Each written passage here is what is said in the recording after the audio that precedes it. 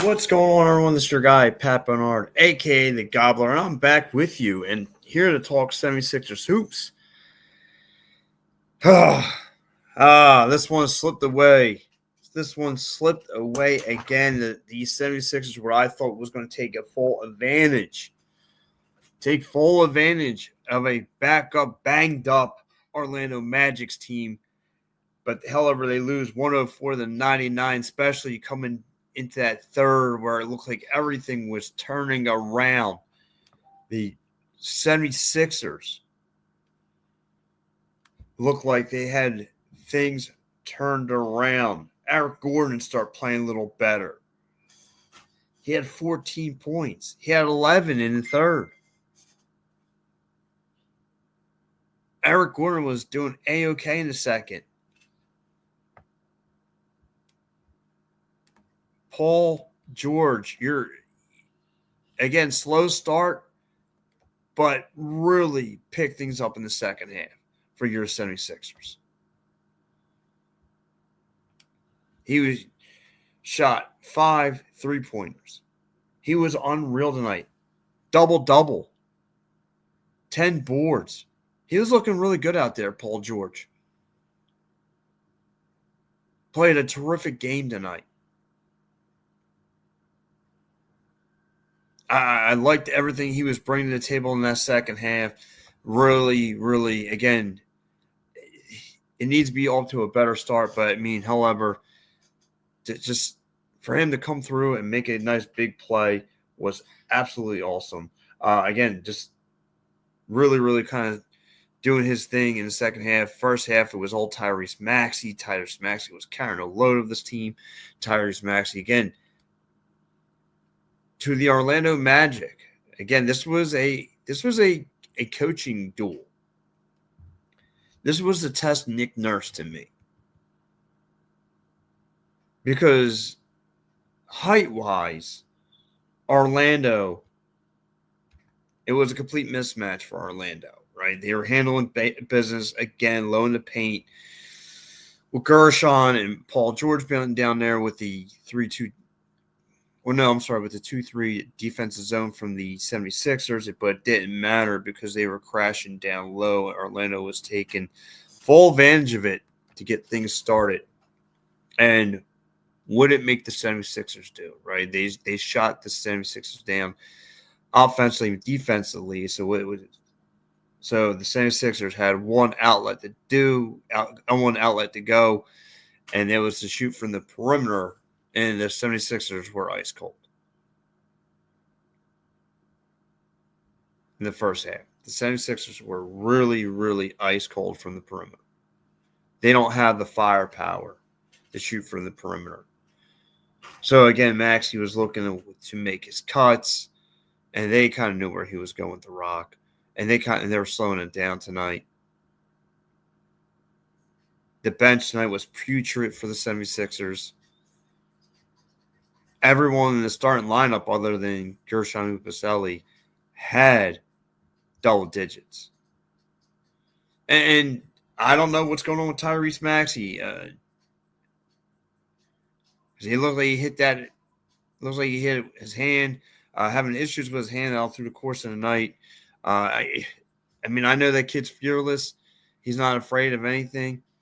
But, yeah, really some scary stuff. Some scary stuff tonight.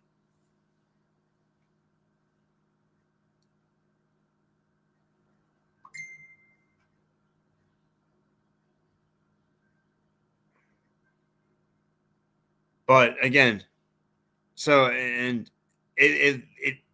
things start to pick up in the second half, like I mentioned about Eric Gordon kind of stepping up and shooting a little bit. He had 2 threes in the night, kind of doing his thing. I don't want to butcher his name because I'm bad at butchering names. But, again, the Orlando Magic lost a key big man down low. But that really didn't change the pace for anything because Jonathan Isaac for them stepped up. Anthony Black stepped up off the bench for Orlando. Orlando's bench kind of did their thing tonight, came through.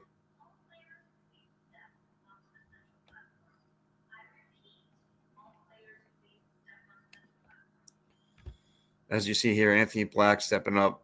And he was a beast down low. You saw the one dunk he made, or the one shot he made, and told Bona, he flexed a little bit in front of Bona, like, yeah, this is my court. This is my court. And again, today was a tic-tac-toe. Today was a chess game for Nick Nurse. Because you saw it roll fast. He didn't take him long for him to go to the first and grab Bona off the bench to keep him down low. And be honest with you, the 76ers defense kind of was stepping up there with the 3-2 defense. And for a while, it's what kept them in the game for a good bit.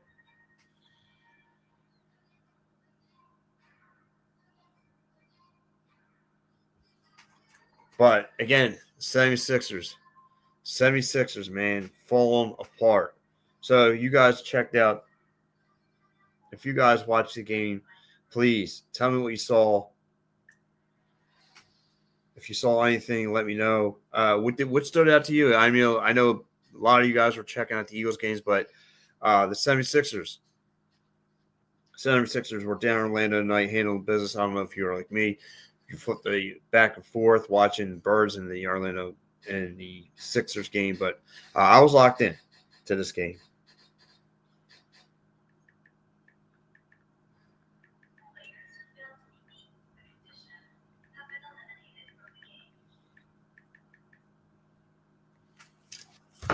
So there you have it. Like I said, Eric Gordon kind of got things started, kind of got heated up a little bit. Kelly Oubre had 10 points. But again, a lot of these guys had a slow start, a real slow start.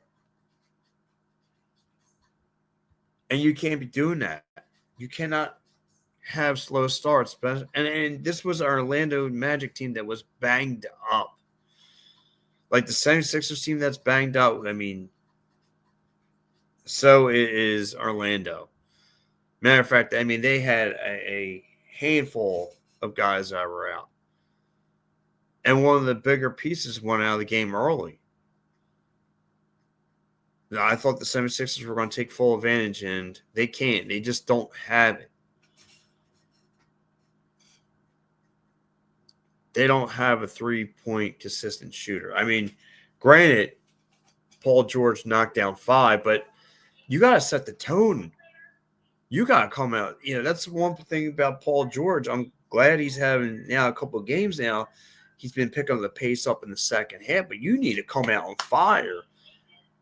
I mean, you're lucky Maxey was there to kind of hold the fort down. It was Maxey's game. And again, it goes back to playing a chess matchup because he used his big man to shut things down, which forced the Sixers to shoot from the perimeter, and they don't have the firepower to do it. The 76ers had, just like you saw at the end, create their own shot. And when it came down to it in clutch time, Tyrese Maxey did not shoot. Didn't get, he got the shot off, but didn't go in. If he would have hit that three-pointer, we probably would have had some extra basketball. So if you're tuning in with me, I appreciate it. And like I said, man, that kid, he's fearless and reckless. I love him. But, man, he needs to come up with another creative options.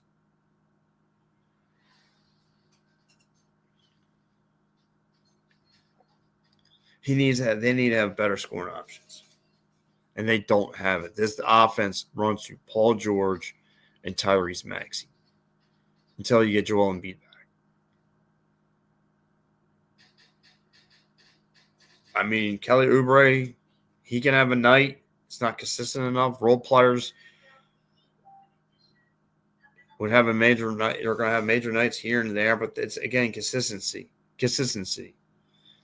You need the offense. You need more pieces to click for you. Ricky Council, I would thought it would take full advantage of these opportunities.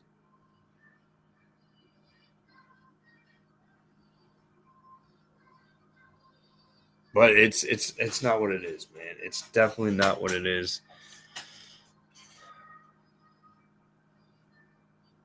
And this team needs to step forward. Someone needs to come through. So, guys, ladies, if you checked out the 76ers show, please chime in with me. I want to hear from you.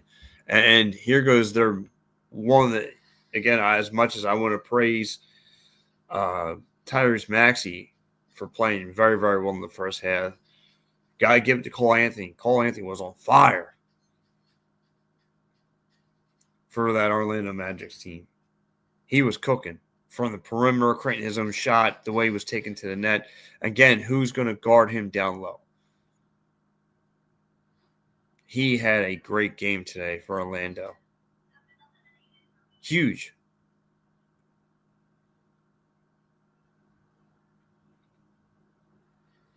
Give him big time minutes and he'll deliver, and that's for sure. Like, believe it or not, Benchiro,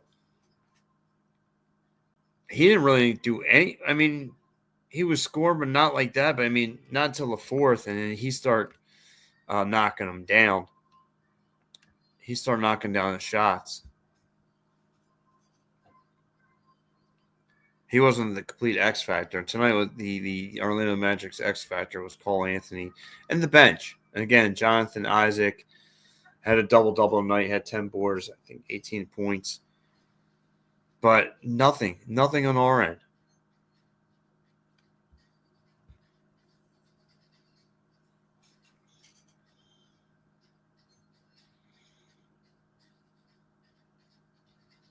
So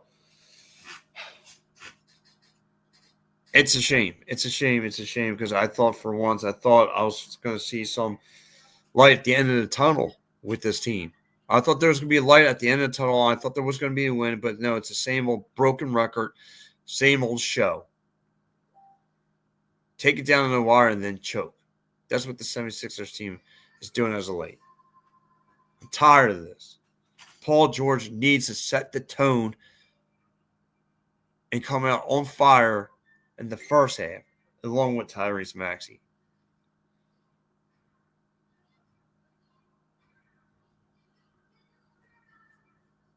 I mean, it's ridiculous. I mean, I need this guy to be there. I mean, I rubbed my eyes 14 ways from Sunday when I saw Eric Gordon in the starting lineup. But what other options did Nick Nurse have? What else? He doesn't have much in the tool bag anymore.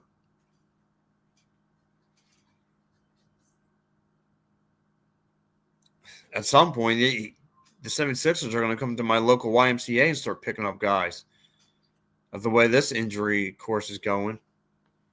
Like, that's another thing, too. I mean, I'm not trying to shift gears. I'm here to specifically talk about tonight's game, but isn't there something in the G League? Isn't there some young cat cooking for the Blue Coats? Couldn't they get something going? Is there something in the farm system that's cooking up right now? I mean, they're at that point.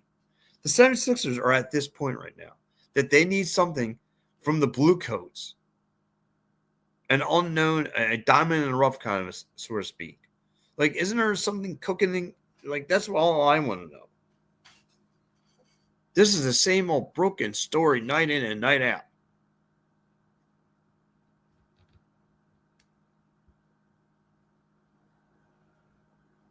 Come to my local YMCA. Go pick one of my guys I play with. I mean, it's tons of players being injured. Tired of hearing about it. I mean, I don't play the game. Those guys are professionals. They play. They live at this. But man, these guys are banged up. I've yet to see this team fully healthy. Fully healthy.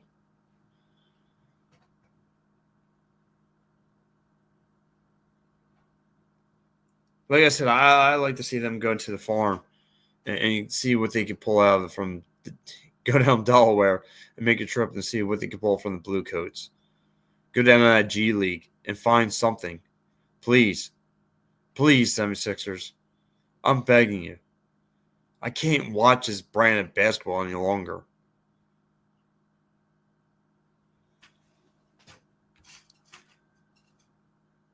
I can't.